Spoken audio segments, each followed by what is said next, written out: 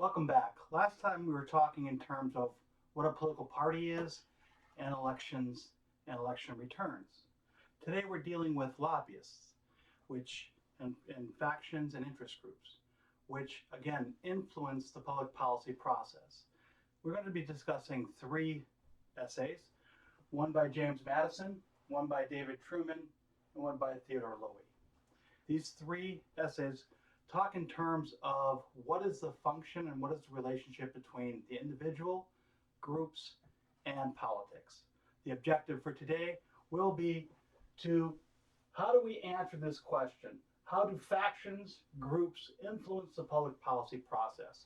How do we get the laws? How do we get the policies that we see in our society? Who benefits and who doesn't? So we start with James Madison. Now, again, keep in mind, Madison is trying to defend the Constitution. One of the people that was a Federalist and also, an anti-Federalist, but he also was defending the Constitution and wrote the Federalist Papers. So we have Madison, as we said before, James Madison,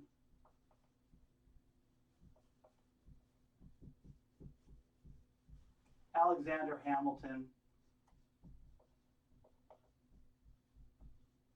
and John Jay are the three primary authors of the Federalist Papers.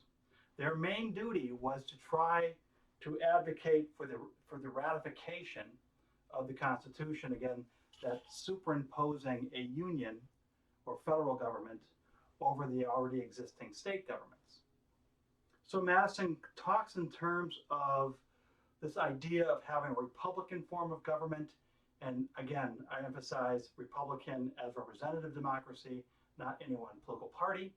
And we have a representative government versus a direct democracy.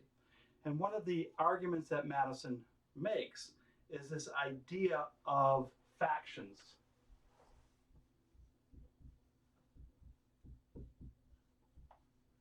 And he says that factions, if you look through history, people splitting up and determining different factions are the death nail of most democracies, or he calls them popular governments, throughout history.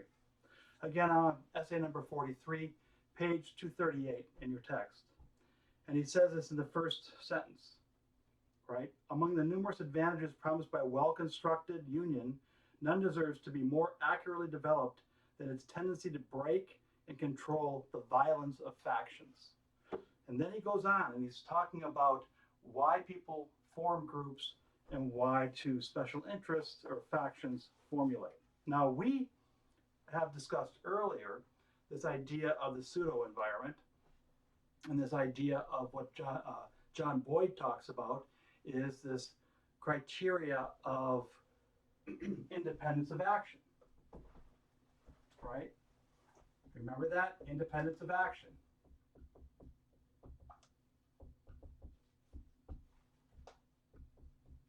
This is the criteria that we use to determine decision making of both individuals and groups. So it's not necessarily property, it's not necessarily economics, it might be other dimensions, other things, but it's an internal decision that people make either to cooperate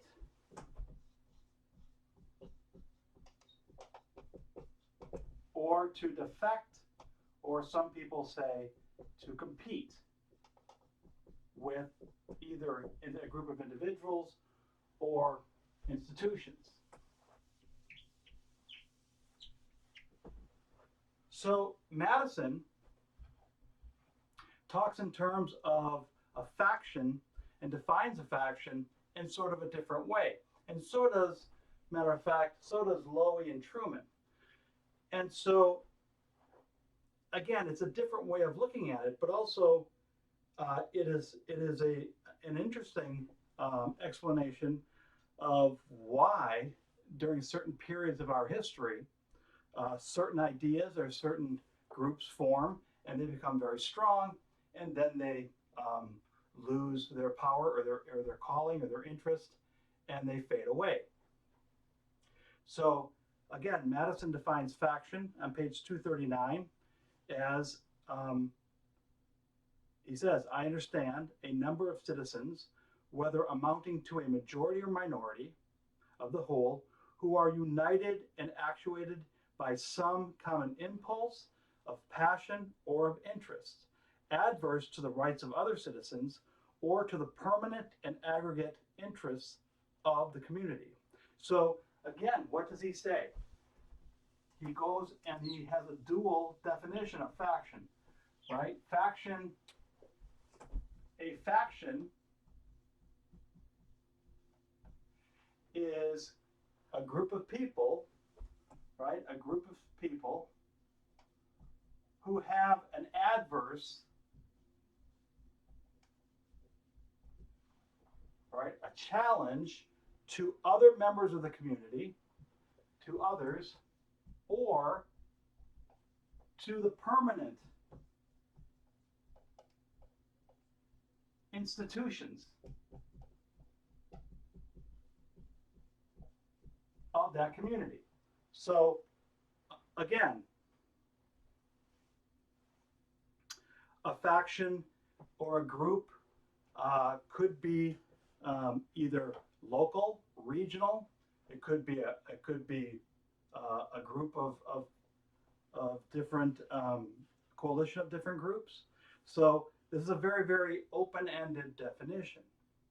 And then he goes on to talk in terms of, all right, how do we as a society prevent these evils of the violence of factions, right? How do we prevent splitting the country up and having the country die due to a faction, due to a different type of group that basically either maybe wants to take over as a dictatorship or maybe wants to economically take over as a monopoly.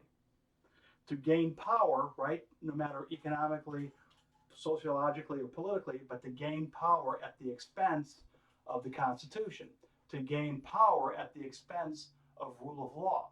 That is the main argument, or the main thesis that Madison is trying to debate here. And again, when we look at the structure of our government, when we look at the structure of the Constitution, as I've said, we can see how it is very fragile.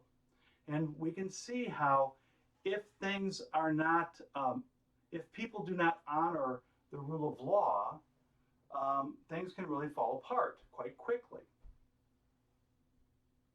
So Madison's talks in terms of we can either look at the causes of factions and address those, or we can address the effects of factions in order to prevent them from destroying our system, our government. And again, he says, okay, if we look at the causes, and what are the causes of factions? Why do people tend to group? And again, we are looking at a little different criteria, right? The independence of action. But also, people tend to perceive their interests, again, not the economic rational actor, but in a real perspective of the pseudo environment, people are going to make a perceived decision whether or not their behavior will increase their independence of action. So again, Madison says, well, there are two causes. There are two causes for factions, right? And one is liberty. That people live and have a choice, or freedom. People have freedom to form groups. People have the freedom to, again, help their lives, help themselves be in a better situation. And he goes on. By destroying liberty, which is essential to the existence of the other, meaning factions, and by giving every citizen the same opinions, the same passions, and the same interests, right? So we can get rid of liberty, and then we wouldn't have this problem of factions. Or we could have everybody, right, have the same opinion. We could be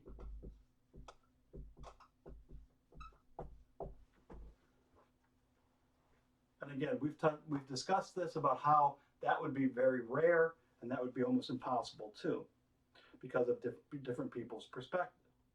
And of course, Madison says, so we cannot really address the causes of factions, and it's a very, very difficult thing to deal with when we're talking about the causes. On the bottom of 239, he says, the latent causes of faction are thus sown in the nature of man, and we see them everywhere brought into different degrees of activity, according to the different circumstances of civil society. A zeal for different opinions concerning religion, concerning government, and many other points, as well as speculation of the practice and attachment to different leaders, ambitiously contending for preeminence and power, or to persons or other descriptions whose fortunes have been interesting to the human passions, have in turn divided mankind into parties, inflamed them with mutual animosity, and rendered them with more disposed to vex and oppress each other than to cooperate for their common good. So strong is this propensity of mankind to fall into mutual animosities that there is no substantial occasion presents itself. The most frivolous and fanciful distinctions have been sufficient to kindle their unfriendly passions and excite their most violent conflicts. And we see this all the time. And usually what happens is it can be amongst neighbors. I mean that in a more nation-state sense. The difference between Norwegians and Swedes to an outsider might be, as Madison talks about, might be frivolous. But to them it's very, very substantial.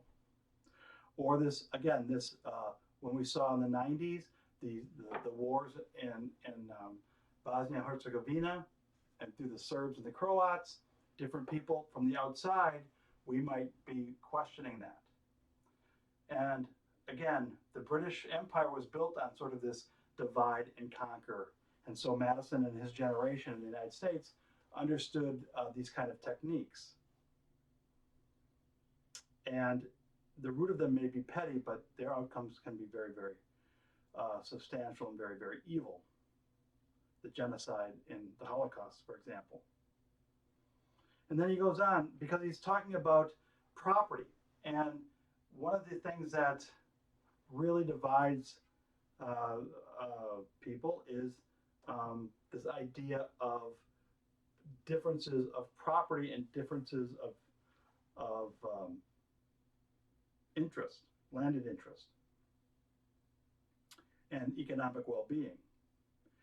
And he goes, again, talking about lobbying and trying to get public lobbying for laws that may strengthen someone's economic position. Those who hold and those who are without property have ever formed distinct interests in society.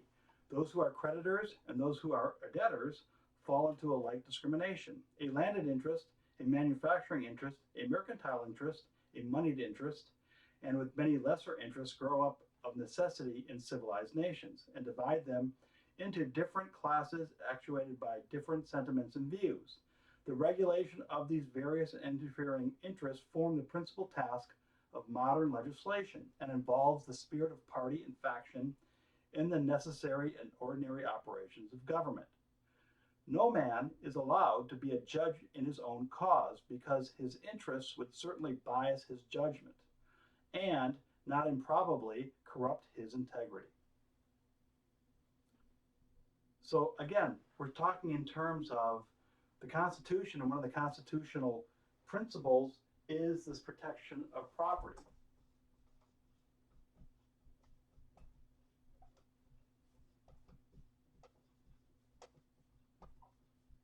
And we have, in the essence, we have groups that are formed out of their economic interests. And Madison goes on to divide them and separate them and classify them. Right? Manufacturing interests, mercantile interests, moneyed interests. One could go into unions for labor or agricultural lobbyist groups for farmers. And now we have people who advocate and organize for people who are on welfare, or people who are homeless, or people who are environmental sensitivities. And so all of these different groups, all of these different factions, as one may say, are involved in the public policy process. And if you ask someone, especially an ideologue or someone who's a true believer in some of these groups, and you say, would you be willing to change the Constitution for your objectives being reached? Many of them would say yes. And so this is sort of what Madison is alluding to. And he goes and he says, well, how do we then address this? If we can't address the causes of faction, then how do we, and we can't make people all have the same opinion. We can't get rid of liberty. We can't have people have all the same opinion. Everyone has a different perspective. Everyone has a different pseudo environment. Everyone picks different facts or has different opinions. So what are we going to do? And he says, basically, you must look at the effects, right? The effects of faction. And he goes on and he says, in a direct democracy, if you have, and he calls this the tyranny of the majority, if you have a majority, the majority rules.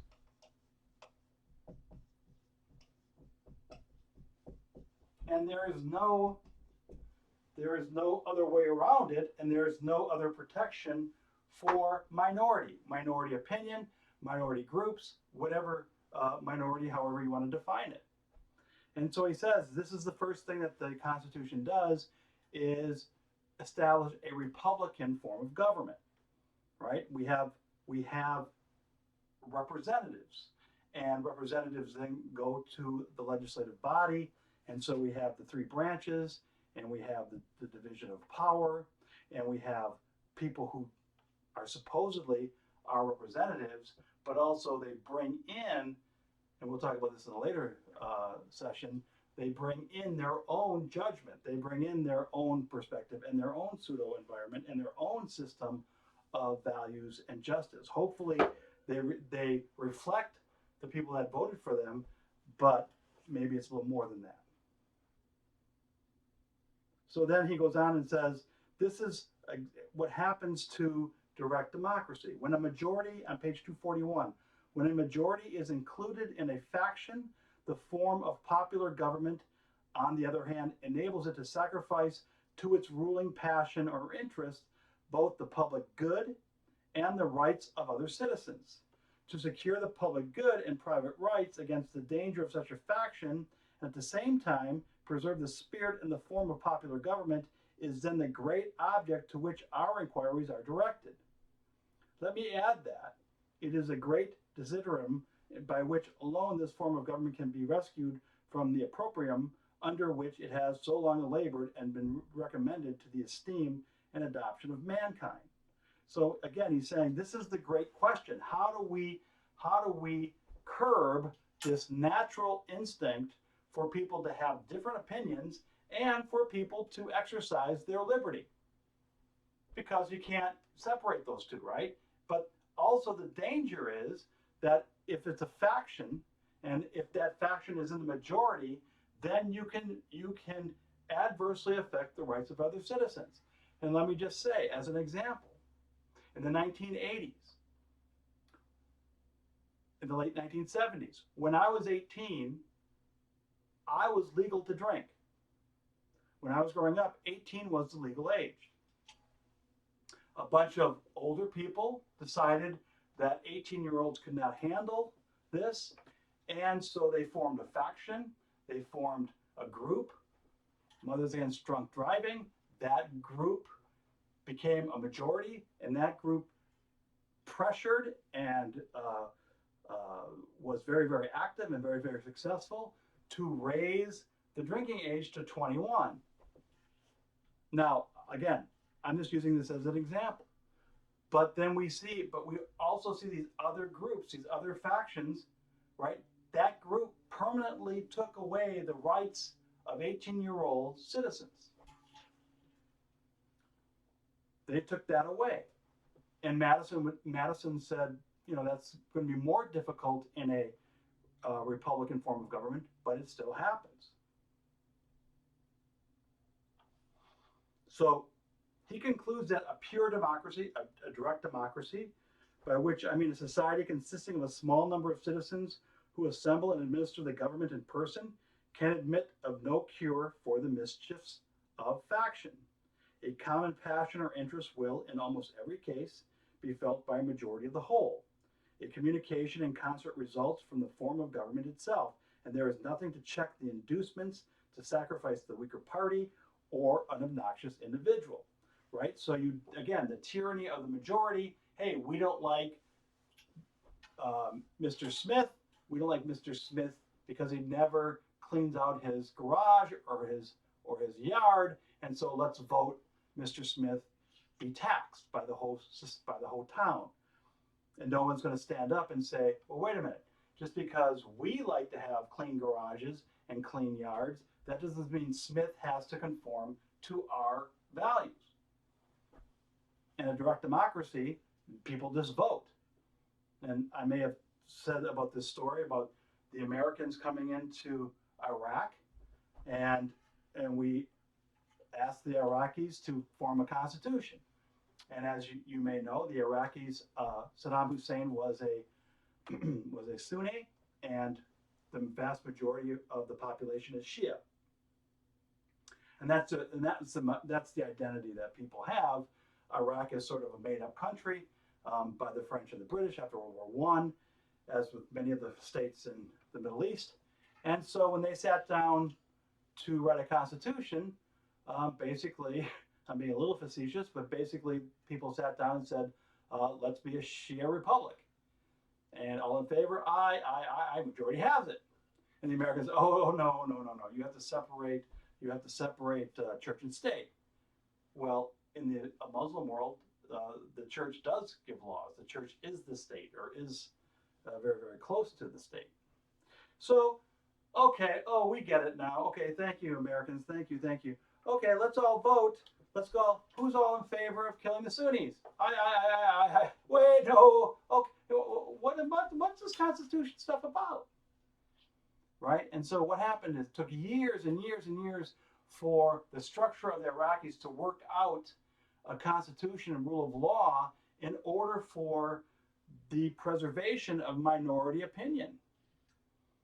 Even if the majority perceives them as either being an enemy, because the Shia had suffered 40 or 45 years under Saddam Hussein and that identity, or under an obnoxious, right, a person who's just unpopular, has unpopular ideas.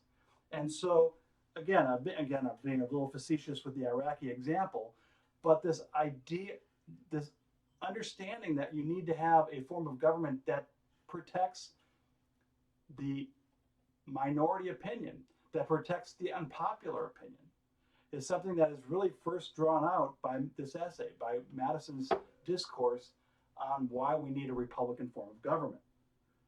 So it's, again, we have the technology to have a direct democracy. We could all have, be on the internet, and we could all vote on how much money we should spend on Social Security, how much money we should spend on defense, how much money we should spend on all these different programs.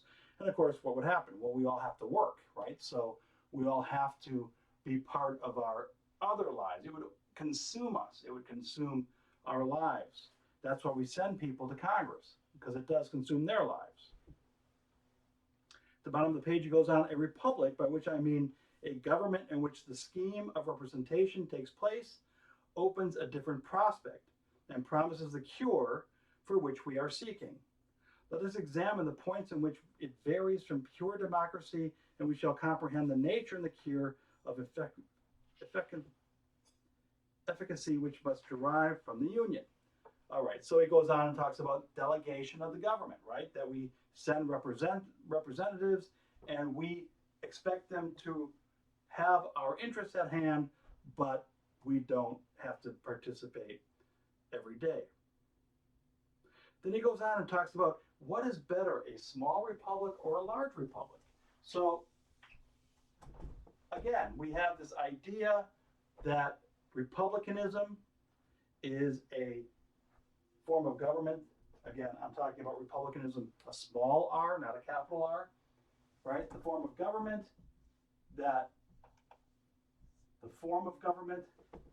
in which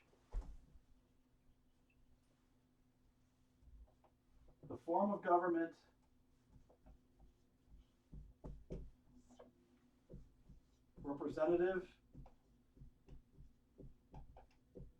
is superior to that of a direct democracy. And he says, again, if we have a big republic and we have different regions, different communities that are represented, it will be much more difficult to have a majority of one faction. Very similar to sort of Hamilton's argument dealing with how do you deal with judges who are of good character. And he concludes, hence, it clearly appears that the same advantage which a republic has over democracy in controlling the effects of a faction is enjoyed by large over a small republic and is enjoyed by the union over the states composing it. Does this advantage consist of the substitution of representatives whose enlightened views and virtuous sentiments render them superior to local prejudices and to schemes of injustice? It will not be denied that the representation of the union will most likely to possess these requisite endowments. Does it consist in the greater security afforded by a greater variety of parties against the event of any one party being able to outnumber and oppress the rest? In an equal degree, does not increased variety of parties comprised within the union increase this security? Does it, in fine, consist with the greater obstacles opposed to the concert accomplishments of the secret wishes of an unjust and interested majority? Here again, the extent of the union gives it the most palpable advantage. So again, a larger republic, if we have more people involved, more representatives, it's better to have representatives from every corner of the country than it is to have, again, just all lawyers, right? Or all whatever religion, or all whatever race, or all whatever perspective. And so this is what he's talking about. The union is better than the states that make it up when it comes to this idea of fighting factions and special interests. He concludes, a Republican remedy for the diseases most incident to the Republican government and according to the degree of pleasure and pride we feel in being Republicans ought to be our zeal in cherishing the spirit and supporting the character of Federalists. Okay, so what is he saying is this connection between a Republican form of government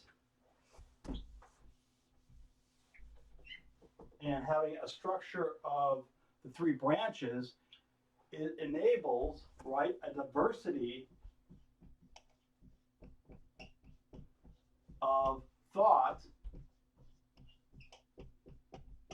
and a diversity of opinion. And so if we have communities that send representatives, those representatives will express their values. Those representatives will express their concern for the issues in the public policy process, but also they won't be able to control and create a monopoly or a tyranny of the majority. That's John Adams. In the next session, we're going to be talking about this idea of pluralistic politics with David Truman and Theodore Lowy's essays. And we're going to talk about how do we determine what's on the agenda, what gets voted on, and what gets passed. Why do we have the policies that we have? Until next time, stay safe.